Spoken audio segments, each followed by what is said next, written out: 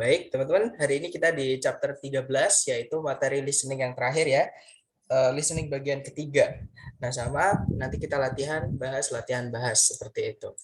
Nah, seperti yang kita sudah tahu nanti teman-teman di listening akan dihadapkan dengan 3 parts atau 3 bagian ya. Part A, Part B, kemudian Part C.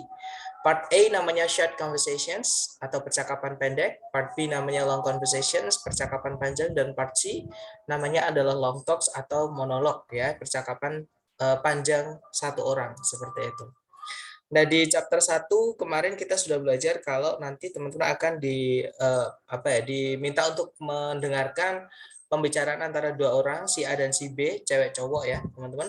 Nanti si A ngomong apa, si B menjawab, kemudian diikuti pertanyaan yang tidak tertulis ya. Jadi pertanyaannya juga dibacakan.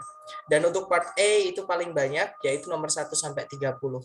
Oke.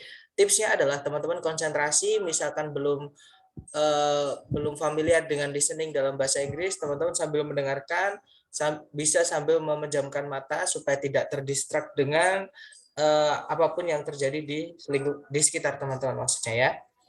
Kalau teman-teman sudah terbiasa, nggak apa-apa sambil mendengarkan, sambil membaca pilihan itu nanti kita bisa menebak soalnya apa, seperti itu. Kemudian fokus pada pembicara kedua. Jadi memang kebanyakan soal nomor 1 sampai 30 ini menanyakan apa yang dimaksud oleh si B, ya. Nah, tapi teman-teman juga jangan sampai ketinggalan pembicara pertama karena biasanya si B itu jawabnya menggunakan perumpamaan atau idioms, ya, teman-teman. Untuk mengetahui arti idiom tersebut kita harus sambungkan dengan pertanyaannya atau konteks. Jadi percakapan sebelumnya tadi ngomong apa, seperti itu. Dan hati-hati dengan distractors on the answer choices. Jadi hati-hati dengan pengecoh yang ada di pilihan ganda. Kadang satu kata atau dua kata yang teman-teman dengar di audio itu ditulis di pilihan ganda. Nah, tapi kalimatnya biasanya seperti itu sudah dirubah. Malah nanti jadi tambah salah ya, teman-teman. Malah kadang jawabannya itu menggunakan kata-kata yang beda yang kita nggak dengar di audio ya, tapi nanti idenya sama. Jadi menggunakan teknik paraphrase atau menceritakan kembali. Oke. Kemudian part B yang kemarin kita pelajari namanya long conversations atau percakapan panjang atau extended conversations ya. Jadi nanti ada dua orang tetap si A dan si B, cewek cowok. Bedanya dengan part A adalah di part B ini nanti mereka saut-sautan teman-teman. Jadi A ngomong apa, yang B jawab, dijawab lagi sama si A, dijawab lagi sama si B sampai percakapannya selesai. Ya, dan satu audio nanti diikuti 3 sampai 5 pertanyaan. Oke, rata-rata 4 pertanyaan ya, teman-teman. Dan untuk part B ini hanya ada 2 audio. Jadi nomor 31 sampai 38 seperti itu. Nah, kemudian yang hari ini kita akan pelajari adalah long talks ya, teman-teman. Monolog atau satu orang nanti yang jadi kayak kita mendengarkan orang ceramah atau orang berpidato, dan apakah kita bisa memahami yang disampaikan tadi melalui beberapa pertanyaan ya. Nah, untuk long talks ini sisanya. Jadi setelah part B selesai itu sampai nomor 50 itu adalah long talks. Biasanya ada 3 audio ya, teman-teman. Nah, tips dari saya. Nah, untuk part C ini enaknya adalah yang ngomong cuma satu ya, teman-teman. Jadi tidak ada pergantian atau transisi saut-sautan, nggak ada. Nah, cuman sulitnya di part C ini adalah vocab yang mereka pakai itu kadang agak tinggi ya, teman-teman, karena murni akademik di part C ini seperti itu. Jadi misalnya teman-teman ini menemukan vocab yang nggak tahu artinya, ya sudah tinggal aja. Biasanya nanti bisa dikenali dengan kata-kata setelahnya atau kata-kata ya pokoknya kata-kata setelahnya seperti itu ya, teman-teman. Kita harus hubungkan dengan konteksnya. Kemudian understand the flow of the talk. Jadi yang penting juga teman-teman ikuti flow itu adalah alur atau arahnya kemana si pembicara ini membawa topik tersebut. Nah, karena itu nanti yang akan ditanyakan seperti itu dan akan urut seperti itu. Nah, terutama kalau teman-teman menemukan ada 2 atau lebih penjelasan. Nah, biasanya nanti yang ditanyakan adalah salah satu, entah yang pertama, entah yang kedua, seperti itu. Ya, makanya listen carefully ya, teman-teman. Nah, mungkin sebelum kita ke latihan, adakah yang ingin ditanyakan dulu? Silakan.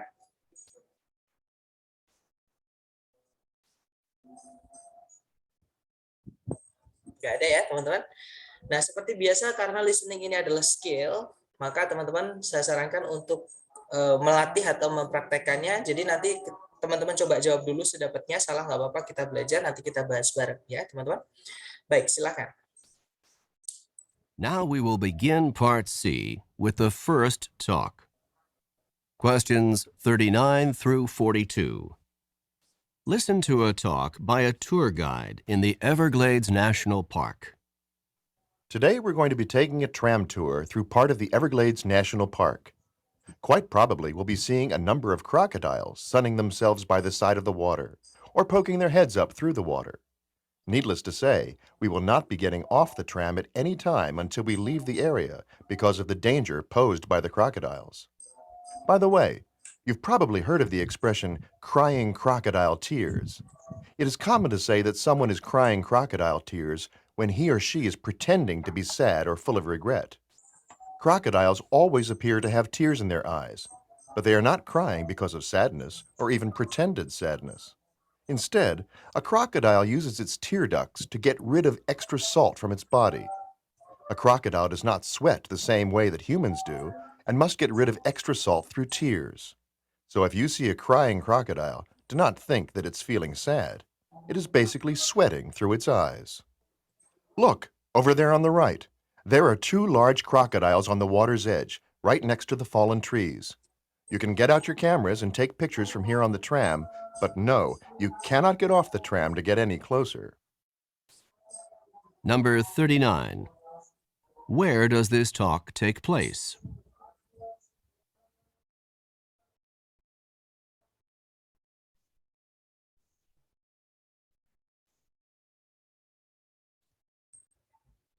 Number 40. What does the expression crying crocodile tears mean when it is used to describe humans?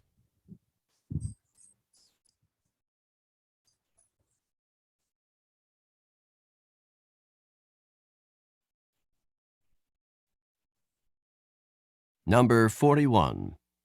Why do crocodiles have tears in their eyes?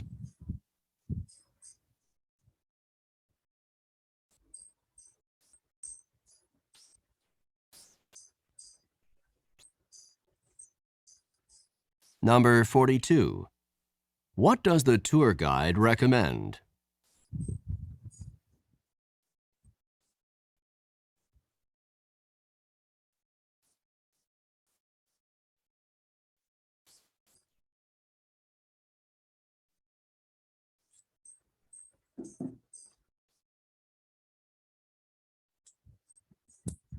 Oke, silakan jawaban teman-teman dikirim di chat ya. Kemudian kita bahas, teman-teman, silakan.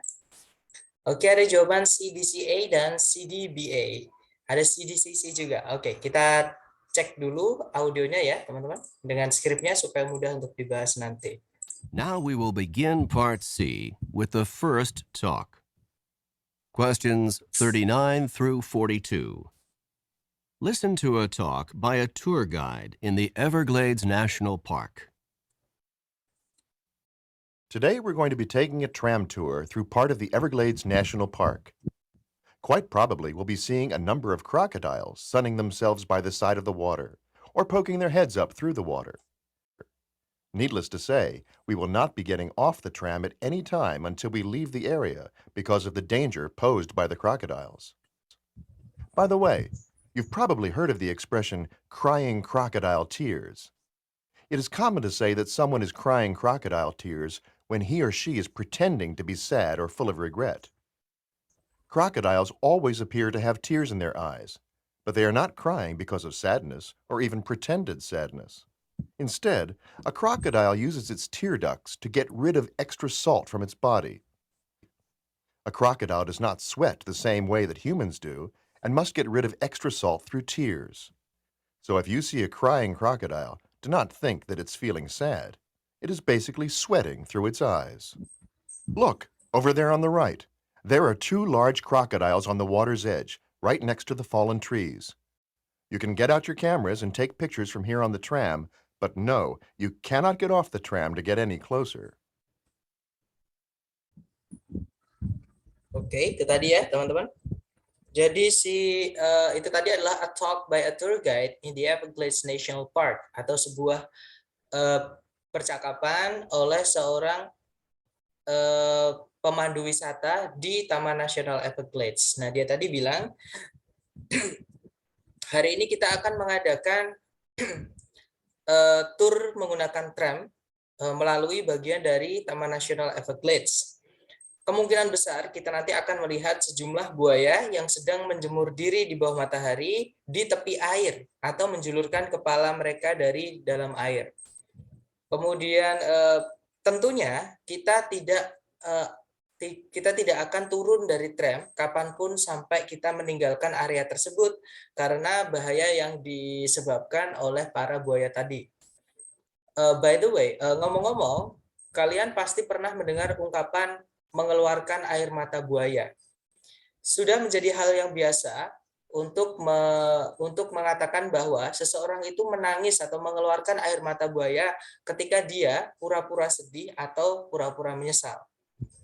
Buaya selalu terlihat memiliki air mata di mata mereka, namun mereka tidak sedang menangis karena sedih atau bahkan pura-pura sedih. Namun seekor buaya menggunakan lapisan air mata untuk menyingkirkan kadar garam yang berlebihan dari dalam tubuhnya. Seekor buaya itu tidak berkeringat sama halnya dengan manusia dan tetap harus menyingkirkan kadar garam yang berlebihan melalui air matanya. Jadi jika kalian melihat seekor buaya menangis, jangan mengira kalau dia lagi sedih, dia itu sebenarnya lagi berkeringat melalui matanya. Coba lihat di sana di sebelah kanan ada dua buaya besar di tepi air tepat sebelah pohon-pohon yang tumbang itu. Kalian boleh mengeluarkan kamera dan mengambil gambar dari sini di atas tram, tapi jangan, kalian tidak boleh meninggalkan tram atau turun dari tram untuk mendekat. Oke, kita cek number 39. Number 39. Where does this talk take place? Oke, where does this talk take place? Di manakah percakapan ini tadi terjadi? Nah, tadi si tour guide-nya berkali-kali bilang we can get off the tram ya. Jadi terus mereka nggak boleh turun dari tram. Berarti mereka ada di atas tram ya, teman-teman. Nah, untuk tram sendiri itu adalah jenis kendaraan, contohnya kereta atau misalkan bis yang kecil. Nah, terus jendelanya itu terbuka, teman-teman. Memang untuk kepentingan wisata seperti itu nyebutnya tram. Mungkin kalau di tempat saya di kampung Inggris kita nyebutnya odong-odong ya, atau kereta kelinci ya, atau kalau di Bali dulu tahun 2000 berapa saya lupa, itu ada namanya kendaraan komotra di sekitar di sekitar Hawaii. Hawaii, Pantai Kuta, maaf. Nah, itu bahasa Inggrisnya adalah tram ya, teman-teman. Oke, number 39 is Charlie. Next, number 40. Number 40. What does the expression crying crocodile tears mean when it is used to describe humans? All right. What does the expression crying crocodile tears mean when it is used to describe humans? Apa sih ungkapan mengeluarkan air mata buaya ketika dipakai untuk mendeskripsikan manusia? Seperti itu. Nah, tadi it is common to say that someone is crying crocodile tears when he or she is pretending sad or full of regret. Ya, jadi kita biasanya mengatakan kalau orang itu mengeluarkan air mata buaya ketika dia lagi pura-pura sedih atau pura-pura menyesal. Oke, kita cek ABCD. Yang alpha it means they have big tears. Maksudnya mereka punya air mata yang banyak, bukan ya, teman-teman?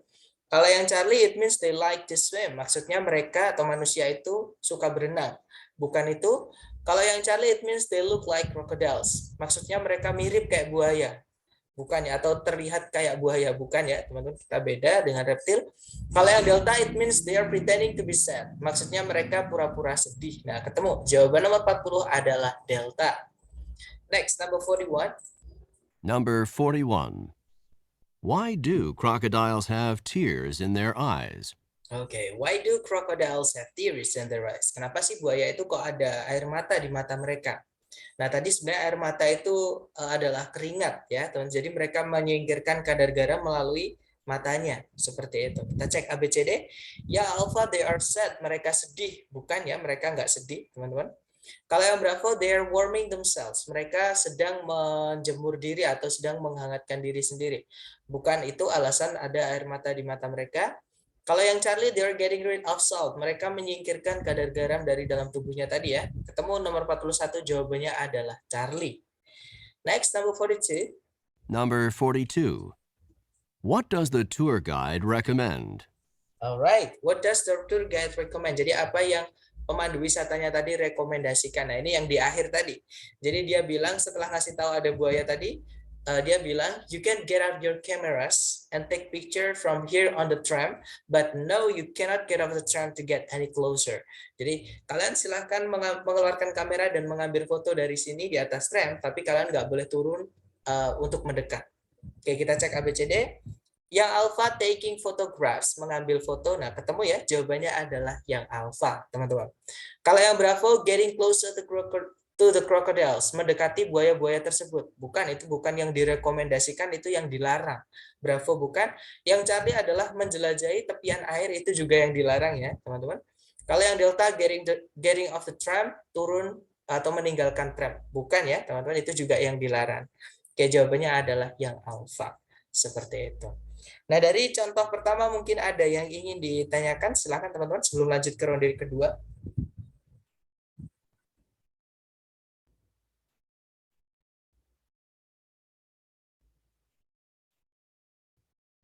Nggak ada ya? Baik, kalau nggak ada kita akan lanjutkan ke percakapan kedua. Teman-teman coba dulu, seperti biasa jangan takut salah ya. Kita belajar, silakan teman-teman. Questions 43 through 46. Listen to the following lecture by a university professor. Please take your seats now because I would like to begin today's lecture. Today, we will be discussing one of the more elegant and distinct forms of 19th century transportation, the clipper ship. Clipper ships of the 19th century were the graceful, multi-sailed, ocean-going vessels that were designed for maximum speed. They were given the name clipper ship in reference to the fact that they clipped along at such a fast rate of speed. Clipper ships were constructed with a large number of sails in order to maximize their speed. They often had 6 to 8 sails on each of the masts, and ships commonly had 3 and perhaps 4 masts. The speeds that they achieved were unbelievably fast for the era. Clipper ships could, for example, accomplish the amazing feat of traveling from New York to San Francisco in less than 100 days. Clipper ships first came into use in the United States in the 1840s. They were originally intended to make the trip from New York around the tip of South America and on to China in order to transport tea to the United States. Once gold was discovered in California in 1848, clipper ships were immediately put into use to carry large numbers of gold prospectors and large amounts of mining supplies from the East Coast to California. With the success of the American clipper ships, the British began their own fleet of clipper ships to transport goods from the far reaches of the British Empire. That's all for today's class. Don't forget that there's a written assignment due on Friday. Number 43. In which course would this lecture most probably be given?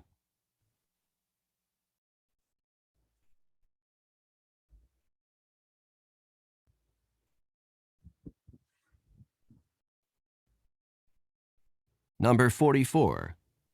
What is the most likely meaning of the expression to clip along?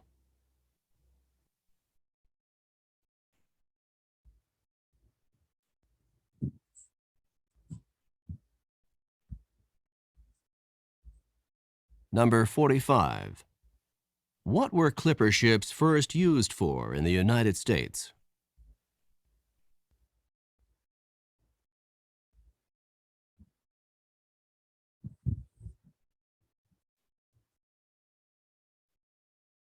Number 46.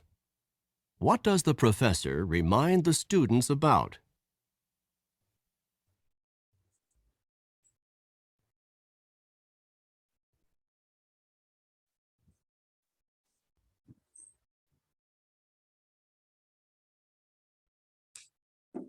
Oke, yang sudah nemu jawaban boleh dikirim di chat, teman-teman. Sudah punya dulu, kemudian kita bahas ya.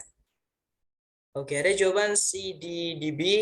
Oke, CBDB, CDCC, CDCC yang tadi. Oke, mari kita cek bersama ya. Kita dengarkan dulu audionya dengan skrip supaya mudah untuk dibahas, teman-teman. Listen to the following lecture by a university professor. Please take your seats now because I would like to begin today's lecture. Please take your seats now because I would like to begin today's lecture. Today, we will be discussing one of the more elegant and distinct forms of 19th century transportation, the clipper ship. Clipper ships of the 19th century were the graceful, multi-sailed, ocean-going vessels that were designed for maximum speed. They were given the name clipper ship in reference to the fact that they clipped along at such a fast rate of speed. Clipper ships were constructed with a large number of sails in order to maximize their speed. They often had 6 to 8 sails on each of the masts, and ships commonly had 3 and perhaps 4 masts. The speeds that they achieved were unbelievably fast for the era. Clipper ships could, for example, accomplish the amazing feat of traveling from New York to San Francisco in less than 100 days. Clipper ships first came into use in the United States in the 1840s. They were originally intended to make the trip from New York around the tip of South America and on to China in order to transport tea to the United States. Once gold was discovered in California in 1848, clipper ships were immediately put into use to carry large numbers of gold prospectors and large amounts of mining supplies from the East Coast to California. With the success of the American clipper ships, the British began their own fleet of clipper ships to transport goods from the far reaches of the British Empire. That's all for today's class. Don't forget that there's a written assignment due on Friday. Oke, itu tadi, teman-teman. Ini tadi adalah sebuah lecture atau kuliah oleh seorang profesor universitas. Nah, dia tadi bilang, silahkan duduk masing-masing karena saya ingin memulai kuliah hari ini. Hari ini kita akan membahas salah satu dari bentuk transportasi dari abad ke-19 yang berbeda dan agak elegan. Namanya clipper ship. Clipper ships dari abad ke-19 merupakan kapal-kapal pengarung lautan yang memiliki banyak layar yang besar dan didesain untuk kecepatan tinggi atau kecepatan tinggi. Mereka diberi nama clipper ship karena fakta bahwa mereka itu clip along, itu artinya bergerak pada kecepatan yang sangat tinggi. Clipper ships itu dibuat dengan sejumlah besar layar supaya atau yang diperuntukkan untuk memaksimalkan kecepatan mereka. Mereka sering memiliki atau mereka biasanya memiliki 6 hingga 8 layar di setiap tiang kapalnya. Dan kapal-kapal umumnya memiliki 3 atau mungkin 4 tiang kapal. Kecepatan yang mereka bisa raih sangatlah cepat pada eranya. Clipper ships itu bisa contohnya menyelesaikan perjalanan yang sangat menakjubkan dari New York menuju San Francisco dalam kurang dari 100 hari. Clipper ships pertama kali digunakan di Amerika Serikat di tahun 1840-an. Mereka awalnya dimaksudkan untuk melakukan perjalanan dari New York mengelilingi ujung Amerika Selatan dan lanjut menuju Cina supaya untuk untuk membawa teh menuju Amerika Serikat. Ketika emas ditemukan di California di tahun 1848, clipper ships kemudian segera dialihfungsikan untuk mengangkut sejumlah besar gitu ya penambang emas dan sejumlah besar persediaan tambang dari pantai timur menuju California. Dengan keberhasilan clipper ships-nya Amerika, British atau Inggris memulai armada clipper ships mereka sendiri untuk mengangkut barang-barang dagangan dari tempat-tempat yang jauh dari jangkauan eh, kerajaan British Raya. Itu saja untuk kuliah hari ini. Jangan lupa bahwa ada tugas tertulis yang paling lambat dikumpulkan hari Jumat. Nah, itu tadi kata universitas profesor tadi. Ya, profesor universitasnya tadi ya. Number 43. Number 43. In which course would this lecture most probably be given? Oke, di mata kuliah apa di antara berikut ini kuliah ini akan kemungkinan besar diberikan. Nah, tadi ada beberapa kali nyebutkan kapal Amerika di abad ke-19 ya, berarti tahun 18 berapa gitu ya, teman-teman. Tahun 1800-an lah kayak gitu. Nah, kita cek yang alpha water sports olahraga air, bukan ya, nggak ada kegiatan olahraga sama sekali ya, karena ngomongin kapal. Kalau yang Bravo fisika, tidak ada ngomongin hukum fisika atau penemuan fisika atau apapun tentang fisika. Bravo nggak bisa. Yang Charlie American History, sejarah Amerika, kemungkinan Charlie bisa karena tadi ada penyebutan Amerika tadi yaitu emas ditemukan di California, kemudian ada juga mengangkut teh dari Cina tadi di masa lalu kayak gitu ya. Berarti kemungkinan Charlie bisa, kita cek dulu yang delta. Yang delta psychology, yaitu psikologi, bukan ya, karena ngomongin kapal, dia nggak punya psikis, teman-teman. Oke, jawabannya adalah yang Charlie berarti. Next, number 44. Number 44. What is the most likely meaning of the expression to clip along? Okay, what is the most likely meaning of the expression to clip along? Apa makna yang paling mendekati dengan ungkapan to clip along? Nah, to clip along tadi disebutkan pada kalimat yang mengatakan the name clipper ships. Clipper ships are given the name in reference to the fact that they clip along at such fast rate of speed. Jadi kalau diartikan clipper ship itu diberi nama seperti itu karena fakta bahwa mereka itu bergerak dengan kecepatan sangat tinggi.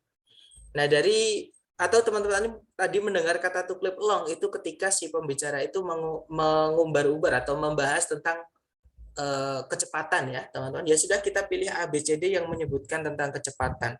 Dan ABCD yang menyebutkan tentang kecepatan itu cuma satu, teman-teman, yaitu yang Bravo. To move fast. Dan emang kalau kita cek di kamus, clip along itu artinya adalah to move fast. Jadi jawabannya yang Bravo ya, teman-teman, untuk bergerak dengan cepat seperti itu. Okay, next, number 45. Number 45. What were clipper ships first used for in the United States?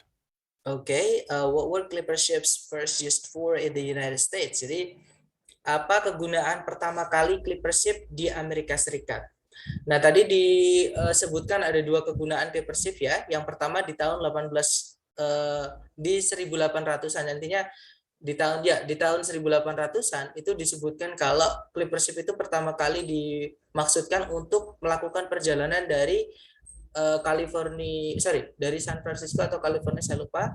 Kemudian berlanjut mengitari Amerika Selatan, kemudian sampai berlanjut menuju Cina untuk membawa teh ke Amerika Serikat. Ya, itu kegunaan pertama. Kita cek ABCD.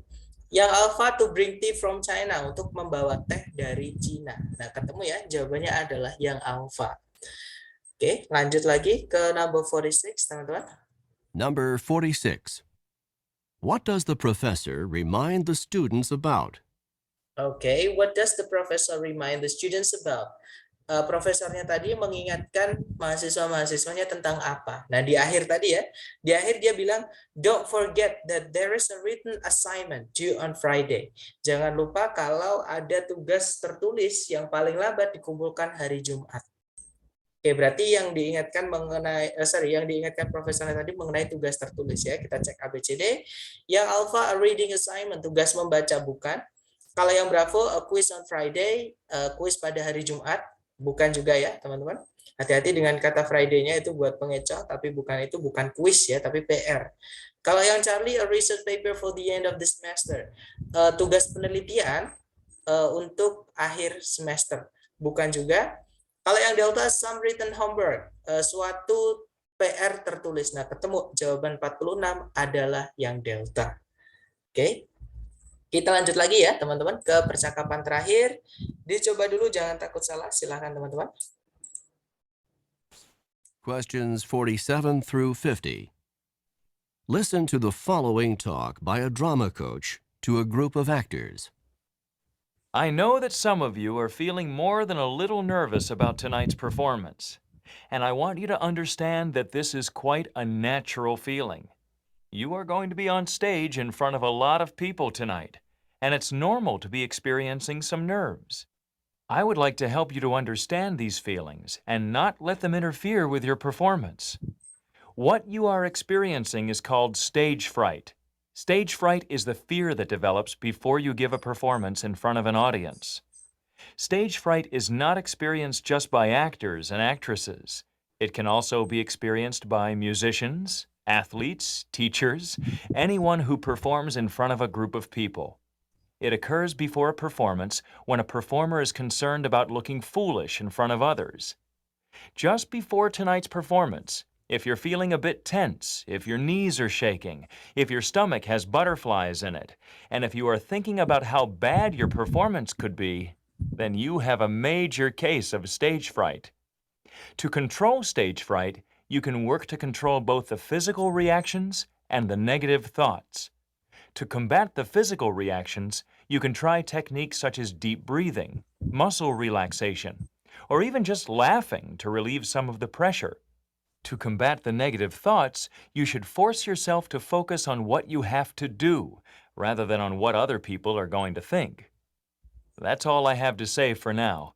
I'll see you back here at 6 o'clock, because the performance starts at 8 o'clock. Just remember that if you begin to feel at all nervous, try some deep breathing to relax and focus your thoughts on the performance that you are about to give. See you this evening. Number 47. Who would probably not experience stage fright in their work?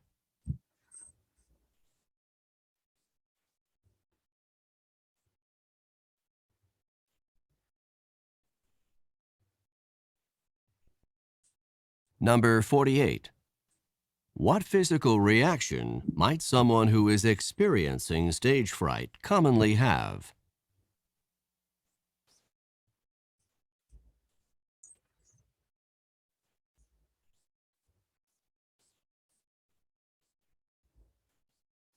Number 49. How can someone combat the negative thoughts associated with stage fright?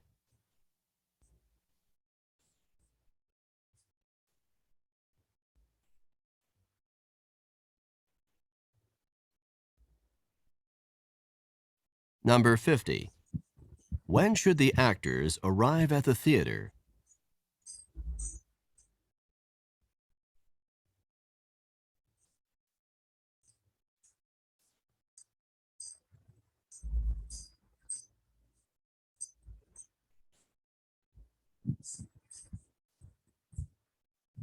Oke, yang sudah nemu jawaban boleh dikirim di chat, teman-teman.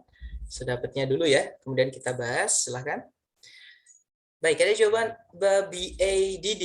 Oke, mari kita dengarkan dulu. Ada juga ACDC, ada juga DCBD. Mari kita dengarkan kembali dengan skrip supaya mudah untuk didiskusikan ya. Questions 47 through 50. Listen to the following talk by a drama coach to a group of actors. I know that some of you are feeling more than a little nervous about tonight's performance, and I want you to understand that this is quite a natural feeling. You are going to be on stage in front of a lot of people tonight, and it's normal to be experiencing some nerves. I would like to help you to understand these feelings and not let them interfere with your performance. What you are experiencing is called stage fright. Stage fright is the fear that develops before you give a performance in front of an audience. Stage fright is not experienced just by actors and actresses. It can also be experienced by musicians, athletes, teachers, anyone who performs in front of a group of people. It occurs before a performance when a performer is concerned about looking foolish in front of others. Just before tonight's performance, if you're feeling a bit tense, if your knees are shaking, if your stomach has butterflies in it, and if you are thinking about how bad your performance could be, then you have a major case of stage fright. To control stage fright, you can work to control both the physical reactions and the negative thoughts. To combat the physical reactions, you can try techniques such as deep breathing, muscle relaxation, or even just laughing to relieve some of the pressure. To combat the negative thoughts, you should force yourself to focus on what you have to do, rather than on what other people are going to think. That's all I have to say for now. I'll see you back here at 6 o'clock because the performance starts at 8 o'clock.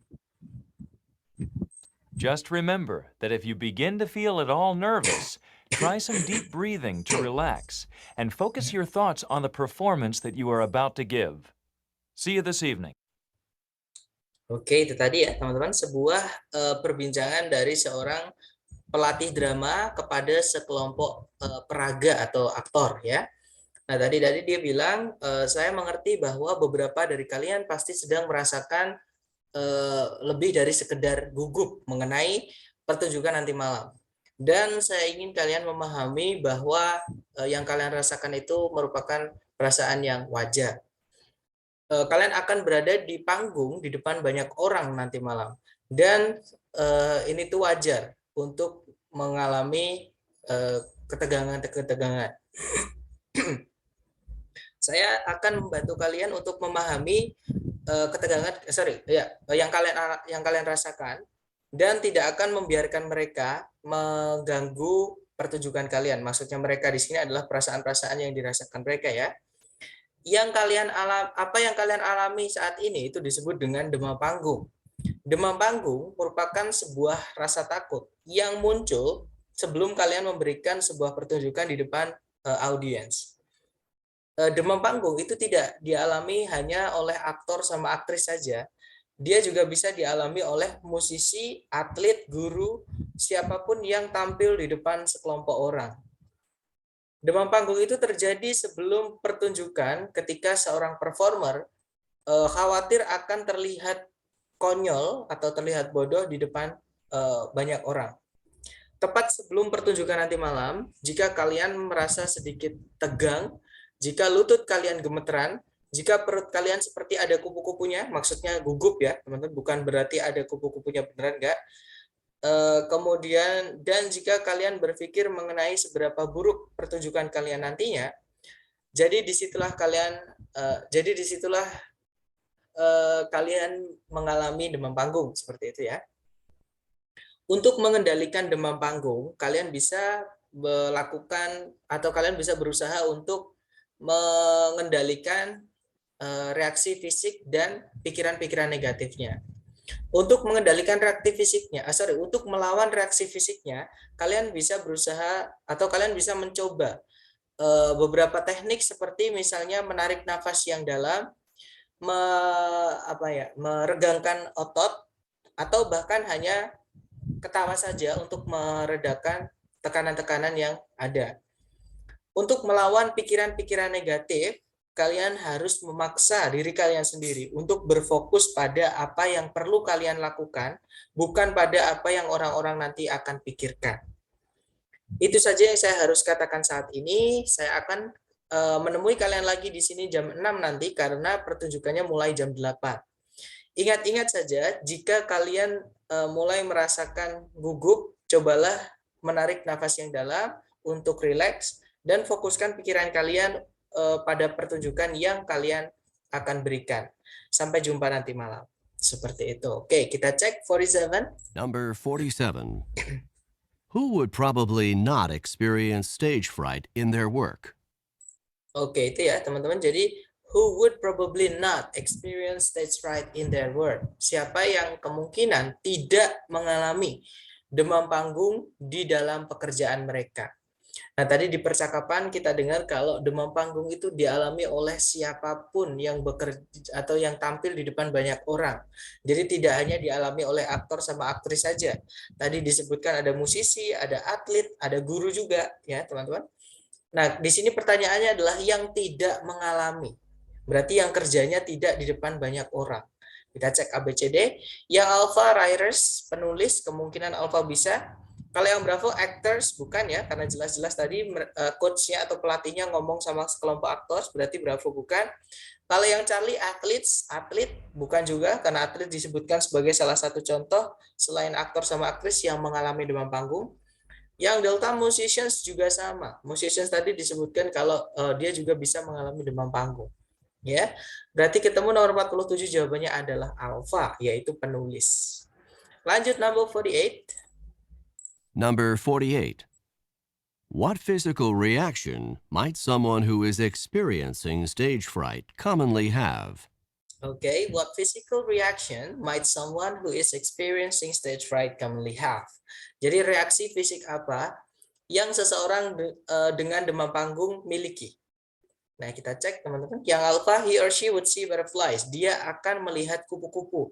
Bukan melihat kupu-kupu ya, teman-teman. Tadi kupu-kupu itu disebutkan ketika gini, when your stomach has butterflies in it.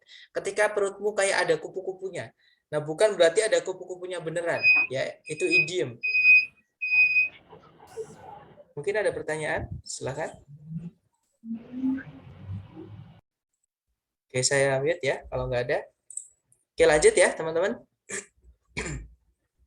Oke, alpha bukan. Jadi when your stomach has butterflies in it itu artinya adalah ketika kalian gugup. Jadi kayak merasa nggak nyaman karena di perut kayak ada kupu-kupunya. Bukan berarti ada kupu-kupunya beneran. Alpha bukan. Kalau yang Bravo dia akan mematahkan satu kakinya. Bukan juga, tidak ada sebutan seperti itu. Kalau yang Charlie, dia akan memiliki lutut yang gemeteran. Nah, kemungkinan Charlie bisa karena tadi ada ya di audio. Kalau yang Delta, dia akan berhenti bernafas.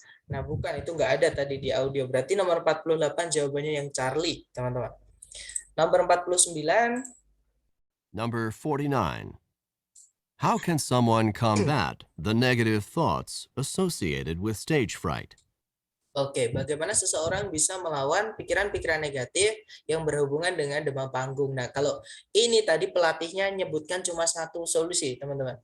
Ya, jadi to combat the negative thoughts, you should force yourself to focus on the performance you're about to give, rather than what other people are going to think. Kata coachnya tadi seperti itu kurang lebih ya. Artinya kalian harus memfokuskan pikiran kalian pada pertunjukan yang akan kalian berikan, bukan pada apa yang orang-orang nanti akan pikirkan. Oke, kita cek ABCD. Yang alpha by staring at the audience, dengan melototi para audiennya, bukan ya.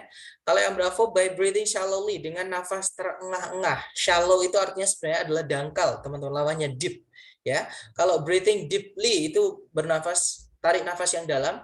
Kalau breathing shallowly itu nafas terengah-engah. Nah, itu kebalikannya. Bravo bukan. Kalau yang Charlie by thinking about possible negative outcomes, dengan memikirkan mengenai hasil-hasil negatif yang kemungkinan nanti terjadi. Nah, itu malah memperburuk ya, dan itu juga tidak disebutkan di audio tadi. Charlie bukan. Kalau yang Delta by focusing on what needs to be done, dengan berfokus pada apa yang perlu dilakukan. Ketemu jawabannya adalah Delta ya, teman-teman. Oke, terakhir. Number 50. When should the actors arrive at the theater? Well, kapan para aktornya tadi harus tiba di teater?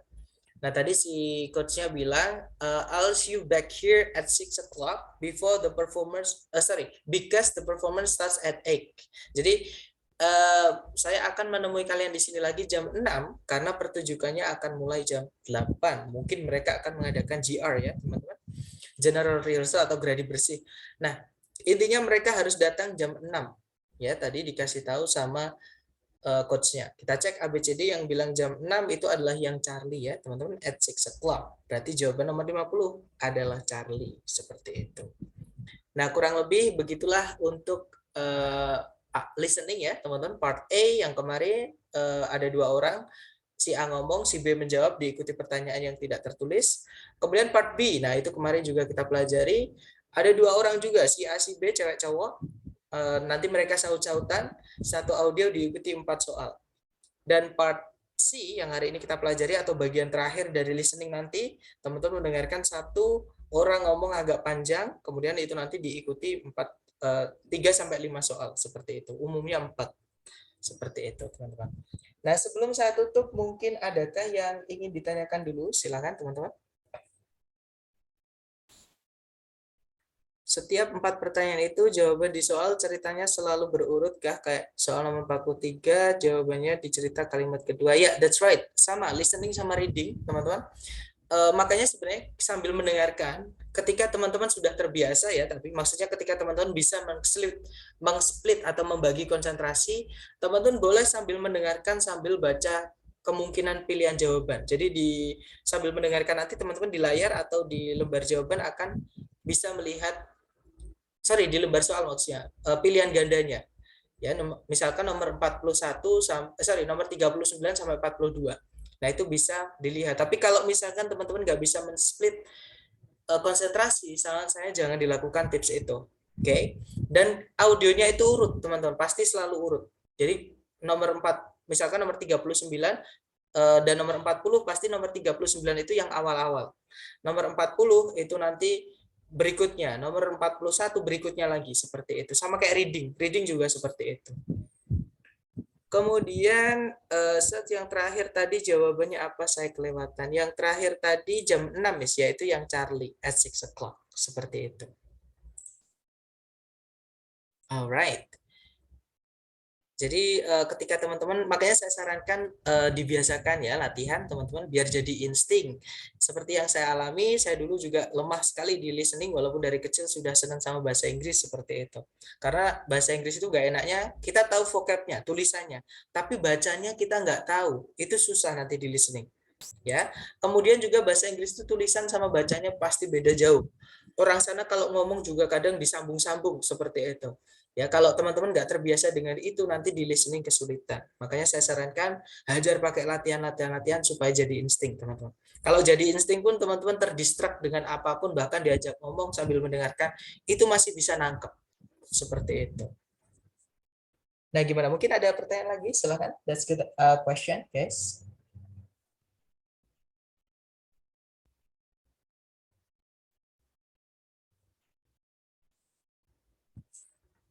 Nggak ada ya? Kalau nggak ada, saya tutup, teman-teman.